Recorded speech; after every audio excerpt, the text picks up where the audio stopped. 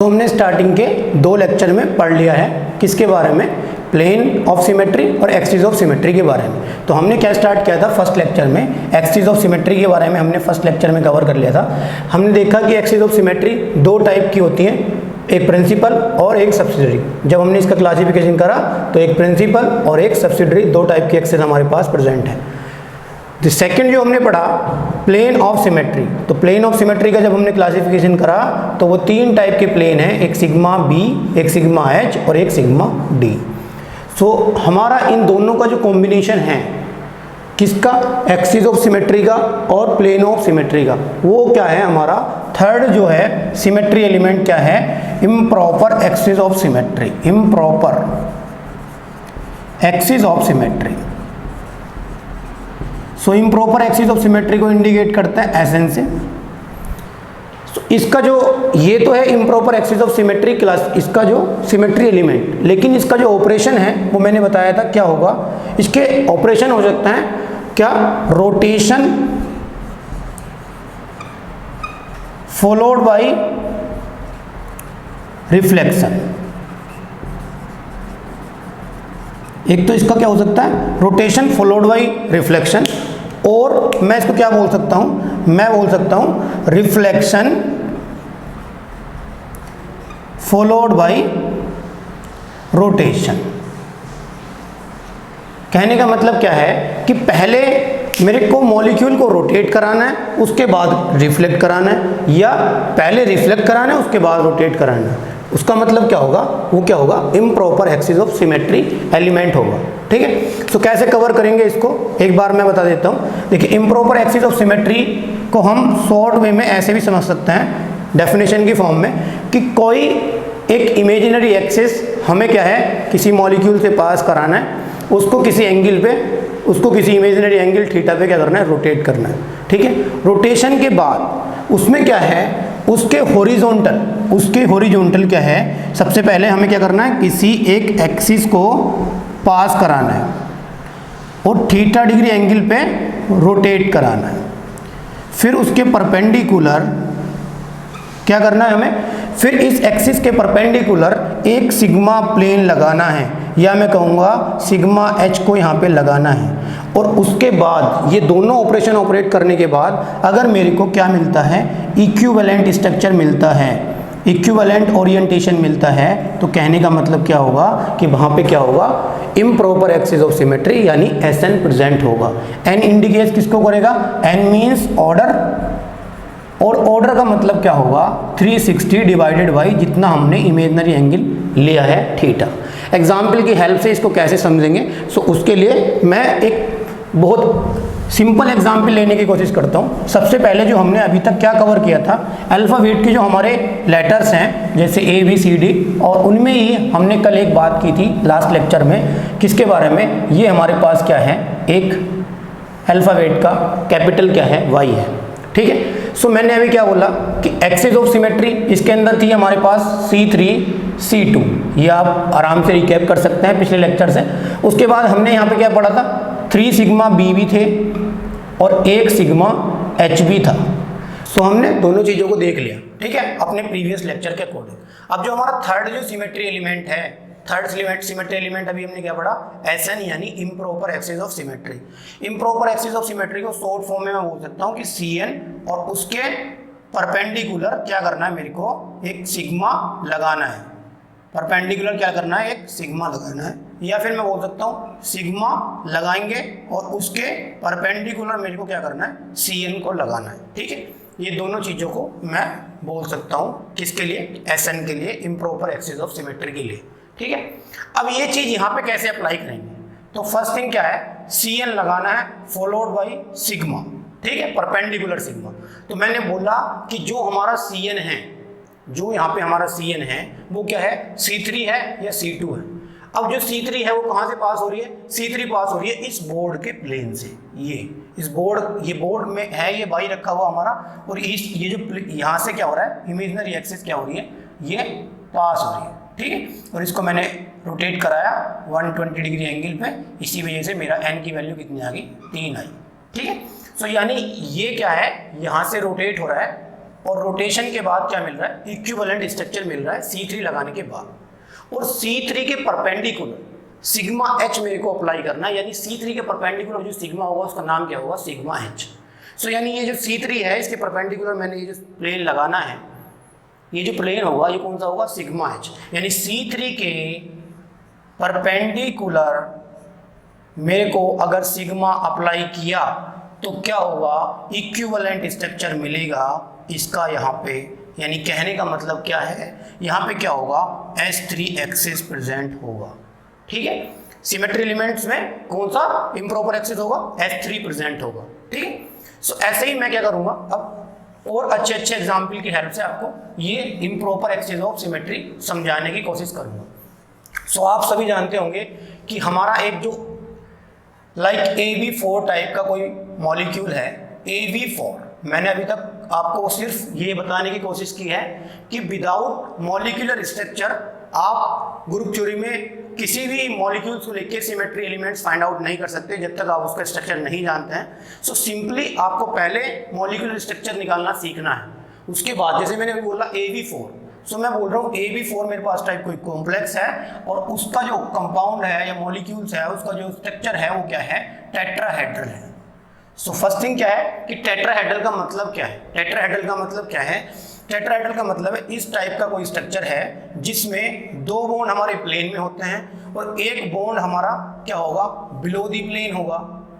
ठीक है, और एक बॉन्ड क्या होगा हमारा, अबव दी प्लेन होगा। ठीक है, मैंने बोला क्या, इस टाइप का कोई स्ट्रक्चर होगा तो उसका नाम क्या होगा, टेट्राहेड्रल स्ट्रक्चर होगा। ठीक है, सो अब मैंने क्या लिख दिया, यहाँ पे क्या है मेरा, एक A है और कितने हैं, B है मेरे पास 4, A B B और B। ये इस टाइप का कोई मेरे पास क्या है, स्ट्रक्चर है। एक बार मैं आपको ये मॉडल के हेल्प से भी समझा दूंगा, सो इसलिए इसको अच्छे से देखना कि इसमें इम्प्रॉपर एक्सिस ऑफ सिमेट्री हम कैसे फाइंड आउट करने वाले हैं। ठीक है, मैंने बोला कि एक टेट्राहेड्रल स्ट्रक्चर वो होता है जिसमें दो बॉन्ड क्या है, प्लेन में दिख रहे होंगे। इसका मतलब क्या है, इस लाइन का मतलब है ऑन द प्लेन। अगर ऐसे लिखा हुआ है, अभी स्टूडियो में आप पढ़ोगे, इसका मतलब है ऑन द प्लेन। इसका मतलब क्या है, ये जो डैश लाइन है इसका मतलब है बिलो दी प्लेन। और जो ये हमारी डार्क लाइन है इसका मतलब क्या है, अबव दी प्लेन। किसके रेस्पेक्ट में, अबव दी प्लेन और बिलो दी प्लेन और इन दी प्लेन या ऑन दी प्लेन की बात कर रहा हूं। मैं कर रहा हूं जहां पे हमारा व्यूअर खड़ा है। जैसे कि अगर मेरे पास क्या है, इस टाइप का कोई एक टेट्राहेड्रल कॉम्प्लेक्स है। ठीक है, ये आपको दिख रहा होगा, इसमें क्या है, एक A जो है यानी ब्लैक वाला जो है वो क्या है, A है और उसके सराउंड में 4 हमारे क्या हैं, B एटम लगे हुए हैं। ठीक है, सो AB4 ये क्या है, एक स्ट्रक्चर है और इस स्ट्रक्चर में अगर मैं जो मेरा व्यूअर है अगर वो इसको देख रहा है तो उसको क्या होगा, कोई जैसे अगर मेरा व्यूअर इधर से खड़ा है तो उसको क्या दिख रहा है, ये जो बॉन्ड है फर्स्ट वन वाला, ये जो रेड है ये क्या दिख रहा है, उसको अपनी साइड में दिख रहा है। यानी ये जो है उसको मैं बोल सकता हूँ डार्क दिख रहा है। यानी डार्क दिखने का मतलब क्या है, ये जो B है ये कौन सा B है, ये वाला। ठीक है, और उसको क्या दिख रहा है कि इसके पीछे ये बॉन्ड है, इसके पीछे ये एटम है, यानी ये क्या दिख रहा है उसको डैश डैश डैश डैश। ठीक है, तो जो हमारा व्यूअर है उसके रेस्पेक्ट में मैंने क्या किया, ये जो एटम है इसको अबव, ये जो है इसको बिलो और ये जो दोनों बॉन्ड है ये क्या दिख रहे हैं, प्लेन में दिख रहे हैं। That's it. ये बात आपको समझ में आ गई होगी कि मैंने AB4 को यहाँ पे ऐसे डिजाइन क्यों किया है। अब अगर मेरे को यहाँ पे क्या समझना है, अगर मेरे को समझना है कि यहाँ पे एक्सिस ऑफ सिमेट्री की बात कैसे करेंगे, यानी जो हमारे सिमेट्री एलिमेंट्स हैं उनको अलाउ कैसे करेंगे, यहाँ पे कहाँ से देखेंगे। तो सबसे पहले आपको इस स्ट्रक्चर को देखने के बाद एक चीज समझ में आ रही होगी कि ये अगर मैं इसको ऊपर से क्या करूँगा, रोटेट कराऊंगा तो किसी इमेजिनरी एंगल थीटा पे क्या होगा, ये हमें इक्विवेलेंट स्ट्रक्चर देगा। ठीक है, सो अप्रोक्सीमेटली इसको 120 डिग्री रोटेट करने के बाद क्या होगा, यहाँ पे C3 एक्सिस ऑफ सिमेट्री जब हम यहाँ पे लगाएंगे तो क्या होगा, इक्विवेलेंट स्ट्रक्चर फॉर्म्ड होगा। लेकिन अभी मैं बात कर रहा हूँ किसकी, अभी मैं बात कर रहा हूँ improper axis of symmetry SN की। ठीक है। सो उसके लिए मैं इसको एक दूसरे डिजाइन की फॉर्म में बना लेता हूं जिससे आपको बहुत अच्छे से समझ में आएगा। ठीक है, ये AB4 टाइप का जो स्ट्रक्चर है मैं इसको किसकी हेल्प से समझाऊंगा, एक हम क्यूब बनाएंगे और उस क्यूब की हेल्प से समझने की कोशिश करेंगे। ठीक है, ये मेरा एक क्या है, क्यूब है, और इस क्यूब के मैंने सेंटर में मान लिया कि हमारा क्या है, एक ये एटम रखा हुआ है A। ठीक है, इस क्यूब के सेंटर में एटम कौन सा रखा हुआ है, A, ये यहाँ पे रखा हुआ है A। ठीक है, और ये जो क्यूब है, इस क्यूब में मैंने मान लिया ये क्या है, एक मेरा प्लेनर हो गया। ये जो दोनों अभी अगर मैं बात करूं तो ये जो दोनों बोन है, ये बोन इससे अटैच है और ये बोन क्या हो गए, प्लेन में हो गए। सो जो मेरा व्यूअर है उसको कहाँ दिख रहा होगा, एक तो बोन यहाँ पे दिख रहा होगा और एक कहाँ दिख रहा होगा, यहाँ पे। सो ये जो है, अगर मेरा व्यूअर यहाँ से देख रहा है, यहाँ से देखना शुरू कर रहा है, तो ये जो बोन होगा, ये कौन सा बोन होगा, ये बोन होगा डार्क वाला। और ये जो बॉन्ड होगा ये कहाँ है, इसके पीछे है, तो ये कौन सा होगा, डैश वाला। और ये जो है दोनों प्लेन में दिख रहे हैं। यानी कहने का मतलब क्या है, एक जो है वो B यहाँ है, एक B यहाँ पे है, और एक B यहाँ पे है, और एक B यहाँ पे है। ये चीज़ आपको समझ में आ गई होगी। मैंने क्या किया, इस AB4 को उठाया और इस बॉक्स के अंदर, इस क्यूबिक बॉक्स के अंदर फिट कर दिया, तो ये क्या हुआ, मेरा इस टाइप का एक स्ट्रक्चर मिला। सो अब क्या है, अगर मेरे को बताना है कि इसमें इम्प्रॉपर एक्सिस ऑफ सिमेट्री को मेरे को कैसे देखना है, सो मैंने क्या किया, सबसे पहले क्या किया, एक्सिस ऑफ सिमेट्री लगाएंगे। कोई एक इमेजिनरी एक्सिस होगी, उस इमेजिनरी एक्सिस को यहाँ से किसी एंगल थीटा पे रोटेट करने की कोशिश की। सपोज वो एंगल कितना है मेरा, 90 डिग्री है। मैंने क्या किया, इसको 90 डिग्री रोटेट कराया ऐसे। अब मैंने इसको जब 90 डिग्री रोटेट कराया, सो क्या हुआ, आप देखिए, मैंने इसको अप डायरेक्शन से 90 डिग्री रोटेट कराया। सो 90 डिग्री रोटेट होने के बाद जो पोजीशन होगी B की, A तो अपनी जगह रोटेट करेगा, लेकिन जो B की पोजीशन है, ये जो B है 90 डिग्री, यानी इसके और इसके बीच का एंगल, ये जो दूसरा वाला इसके और इसके बीच का एंगल कितना होगा, यहाँ पे 90 डिग्री है ना ये एंगल। सो ये जब रोटेट होगा तो ये B क्या होगा, यहाँ पे शिफ्ट होगा। यानी ये जो B है, अब ये जो B है, अब ये कहाँ पे आ जाएगा, हमारा इस पोजीशन पे आ गया, क्या, ये B। अगर मैंने इसको मान लिया ये B1 है, ये B2 है, ये V3 है, और ये क्या है, B4 है। सो जो मेरा B1 है वो कहाँ आ गया, ये आ गया B1। ठीक है, और जो ये मेरा B2 था, ये B2 कहाँ चला गया, यहाँ पे B2 चला गया यहाँ पे। और जो मेरा B3 है वो B3 कहाँ चला जाएगा, यहाँ पे चला गया B3। और जो मेरा B4 है ये घूम के चला जाएगा, इस पोजीशन पे चला गया B4। ठीक है, सो अब क्या हो गया, जब मैंने इसको 90 डिग्री रोटेट किया, सो ये बोन तो चला गया मेरा कहाँ पे, क्योंकि ये प्लेनर है, ये वाला और ये वाला जो पॉइंट है ये प्लेनर है। सो ये क्या चला गया, प्लेन में। सो यानी ये अब क्या हो गया मेरा, ये जो दोनों बोन हैं ये क्या चले गए, प्लेन में। और जब मैंने इसको इस डायरेक्शन में किया, सो ये क्या हो गया, अबव आ गया, अबव साइड में चला गया ये वाला, और ये क्या चला गया मेरा, बिलो साइड में चला गया होगा। ठीक है, समझ सकते हैं आप। ऐसे मैंने बोला कि मैंने एक CN एक्सिस को, इमेजिनरी एक्सिस को पास कराया above the plane, up side से 90 डिग्री एंगल पे रोटेट किया, तो n की वैल्यू मेरे को मिल जाएगी 4। यानी मैंने यहाँ पे क्या किया, C4 अप्लाई किया। ठीक है, C4 अप्लाई किया अप डायरेक्शन से, और इसके परपेंडिकुलर अगर मैं प्लेन लगाऊं और मेरे को इक्विवेलेंट स्ट्रक्चर मिले, तो कहने का मतलब क्या है, वहाँ पे SN एक्सिस प्रेजेंट होगा। सो अब क्या है, इसके परपेंडिकुलर प्लेन, अब ये एक्सिस ऐसे पास कर रहा हूँ, इसके परपेंडिकुलर प्लेन कौन सा होगा, ये। यानी अगर मैं इस प्लेन को यहाँ से पास कराऊँ, सो कहने का मतलब क्या होगा, मेरा अगर इक्विवेलेंट स्ट्रक्चर मिल जाए तो क्या होगा, वो SN एक्सिस प्रेजेंट होगा। सो देखिए क्या होगा, इस टाइप का फिर हमें क्यूब बनाना है, और उस क्यूब में क्या होगा, ये जो है, जो B है, जो B यहाँ पे है, जब मैंने मिरर प्लेन लगाया तो इसका मिरर इमेज कहाँ बनेगा, इस पोजीशन पे बनेगा। यानी यहाँ पे क्या आ गया, B आ गया, और ये जो B2 है इसका मिरर इमेज कहाँ बनेगा, यहाँ पे है B2, यहाँ पे है B3, और ये जो V4 है इसका मिरर इमेज बनेगा यहाँ पे B4, और इसका जो मिरर इमेज है B1 का वो कहाँ पे बनेगा, यहाँ पे, यानी B1।